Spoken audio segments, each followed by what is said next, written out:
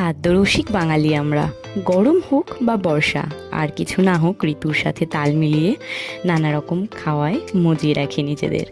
আজ বানাবো কাঁচা আমের টক ঝাল মিষ্টি আচার। আমকে যেভাবে খুশি কেটে নাও। আমি এখানে খোসা ছাড়িয়ে মোটা মোটা করে আম কেটে নিয়েছি। মশলা তৈরির জন্য শুকনো লঙ্কা, সাদা জিরে, মৌরি, 5 ফোড়ন, কালো সর্ষে খালি কড়াই নেড়ে শিলে গুঁড়িয়ে নিয়েছি। এরপর আমের মধ্যে নুন, হলুদ আর কাঁচা তেল দিয়ে মাখিয়ে 1 থেকে 2 ঘন্টার জন্য রোদে দিয়ে দিয়েছি। কাঁচা তেল দেওয়ার ফলে আমটা কিন্তু শুকিয়ে গেলেও জুসি থাকবে, আর গুড়ে অনেকটা নোংরা থাকে। তার জন্য আমি এখানে জল দিয়ে ছেঁকে নিয়েছি গুড়টা, সেটাই আমি দেব।